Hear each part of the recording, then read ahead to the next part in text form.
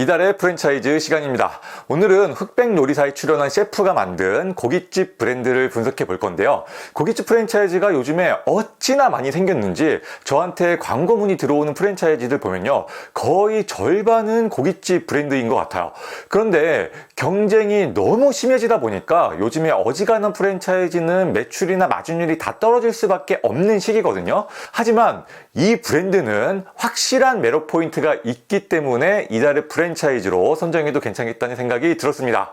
2024년 10월 이달의 프랜차이즈는 남영동 양문입니다. 남영동 양문은 특이하게도 소갈비를 주력으로 하는 고깃집인데요. 소갈비는 돼지고기에 비해 상대적으로 경쟁이 덜 하기 때문에 제가 유망하다고 생각하는 아이템입니다. 특히 남영동 양문의 2023년 전 가맹점의 월 평균 매출은 8,300만 원이나 됩니다. 창업 비용이 그렇게 많이 들어가는 브랜드도 아닌데 말이죠. 일반적인 고깃집 프랜차이즈에 비해서 평균 매출이 거의 2배 정도 높다고 보면 돼요. 그리고 매출뿐 아니라 마진 구조도 다른 고깃집에 비해서 괜찮은 편입니다. 이렇게 소갈비가 주력이라는 점, 높은 매출, 준수한 마진 구조, 세 가지의 장점이 명확하기 때문에 남영동 양문을 이달의 프랜차이즈로 선정했는데요. 흑백 요리사에 나온 대표가 만든 프랜차이즈는 어떨지 오늘도 냉정하게 한번 분석해 드리도록 하겠습니다. 남영동 양문은 지금 31개의 매장을 운영하고 있는 프랜차이즈인데요. 2022년에 가맹 사업을 시작했고요. 2023년에 매장 수가 28개 점으로 순식간에 늘어났는데 올해에는 매장 수가 별로 늘어나진 않았어요. 이걸 보면 남영동 양문의 폼이 좀 떨어진 거 아닌가? 라는 생각이 드실 수도 있을 텐데요. 그건 아니고요. 소고기 프랜차이즈의 특성상 상권을 되게 넓게 줘야 하거든요. 그래서 남영동 양문이 가맹사업 초창기에 30개 가맹점까지만 오픈을 시켜주겠다고 공표를 했어요. 근데 이제 30개 점이 되고 보니까 들어갈 상권이 아직 너무 많이 남은 거예요. 추가로 계약해달라는 사람도 많고요. 그래서 본사에서 말을 바꿨습니다. 소수 매장을 추가로 오픈해 주겠다고요. 본사에서 실수를 한 거죠. 아무리 그래도 30개 가맹점은 너무 적거든요. 아무래도 본사에서 소수 정예로 탄탄하게 운영하겠다는 의지가 강하다 보니까 그 의지의 표현을 좀 과하게 한 것 같아요. 이건 실수였다고 본사에서도 인정을 하더라고요.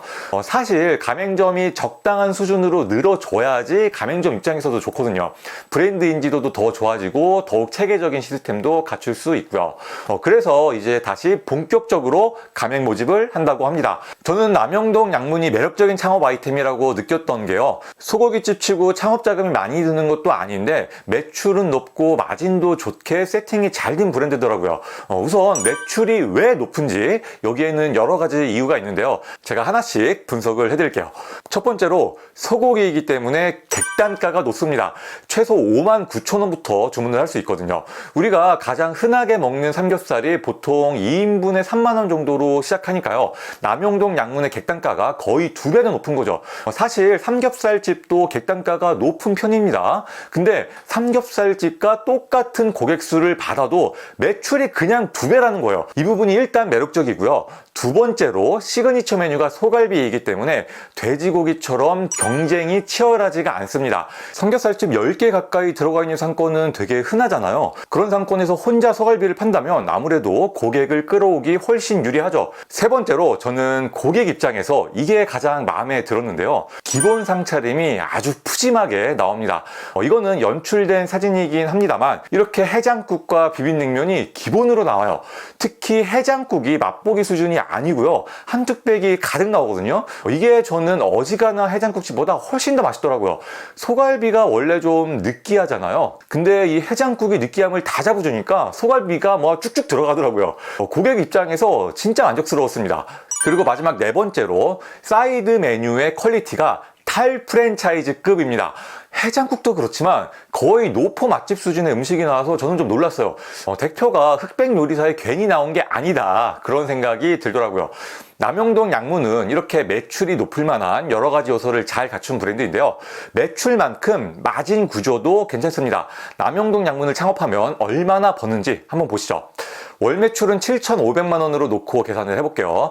작년에 비해서 매출이 약간 떨어졌기 때문에 조금 보수적으로 매출을 잡아봤는데요. 먼저 재료비 비중은 매출의 43%가 나옵니다. 로열티는 2.2%인데요. 재료비 플러스 로열티가 45% 수준이면 높다고 생각하시는 분도 있을 것 같아요. 근데 원래 이렇게 객단가가 확 높은 아이템은요, 대부분 재료비 비중이 높습니다. 예를 들어 회나 스시, 대게 이런 아이템들 있잖아요. 이런 것들은 다 재료비 비중이 높아요. 그래서 이 재료비를 비교할 때 일반적인 외식업이나 돼지고기집하고 비교하는 건 무리가 있고요. 소고기 프랜차이즈 중에서는 재료비 비중이 나쁘지 않은 수준이라고 보시면 됩니다. 다음으로 인건비는 풀오토 기준 20%가 나오는데요. 인건비 구조가 상당히 좋아요. 객단가가 높아서 그런 것도 있지만 직원이 고기를 구워주지 않거든요.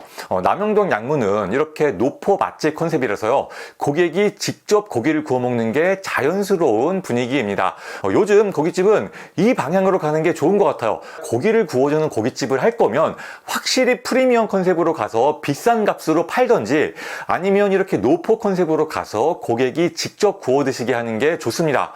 워낙 경쟁이 심하고 인건비 부담도 커지고 있으니까 말이죠. 이어서 임대료와 나머지 항목들은 무난하게 넣고 계산해 보면요, 월 매출 7,500만 원일 때 순수익은 1,370만 원이 예상됩니다. 그렇다면 이 정도 수익을 올리기 위해서 창업하는데 얼마나 드는지 이어서 창업비용을 보시죠. 우선 가맹비는 1,000만 원이고요. 교육비도 1,000만 원입니다. 비싼 편이에요. 근데 남영동 양문은 소갈비라는 특성 때문에 상권을 엄청 넓게 주거든요. 그렇기 때문에 가맹점 입장에서도 높은 매출을 올릴 수가 있는 거고요.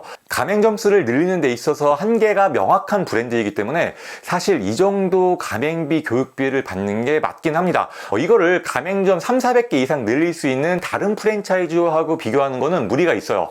그리고 인테리어비는 30평 기준 6천만 원으로 무난한 수준이고요. 간판, 시설, 집기 비용은 3,500만 원, 별도 공사 비용은 제가 예상했을 때 보통 1,500만 원 정도는 나올 것 같아요. 그리고 여기까지의 비용에 대한 부가세가 1,300만 원 나옵니다. 마지막으로 권리금 보증금은 7천만 원으로 잡고 계산해 보면요, 총 창업 비용은 2억 1천만 원이 예상됩니다. 여기에서 좀 더 좋은 자재로 가고 싶다면 권리금 보증금을 3천만 원 정도는 더 쓰는 게 좋을 수 있고요. 매장이 40평 정도 된다면 인테리어와 시설 비용이 3천만 원 정도 추가될 수 있어요.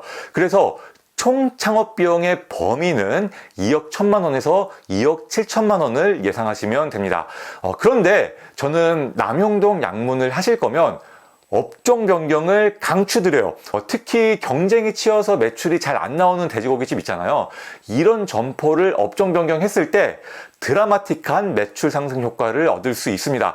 소갈비는 경쟁이 덜 하기도 하고요. 일부러 찾아와서 먹는 메뉴거든요. 그렇기 때문에 돼지고기 무한 경쟁 상권에서 경쟁 우위를 가져갈 수 있는 브랜드입니다. 실제로 업종 변경을 해서 매출이 2배 이상 오른 사례만 해도 이렇게 3건이나 되고요. 업종 변경으로 하면은 창업 비용도 5천만 원 이상 확 낮아질 수 있으니까요. 업종 변경 창업하시는 걸 권장드리겠습니다. 이렇게 남영동 양문 창업에 대해 쭉 분석해 봤는데요. 핵심은 일반적인 고깃집 프랜차이즈와 창업 비용은 동일한 수준인데 매출은 거의 2배라는 점, 그리고 마진 구조도 좋다는 점, 이것 때문에 상당히 매력적인 브랜드인 건 맞습니다만 창업 시 주의해야 하는 사항도 있습니다. 첫 번째로 저가 소고기 브랜드의 출현.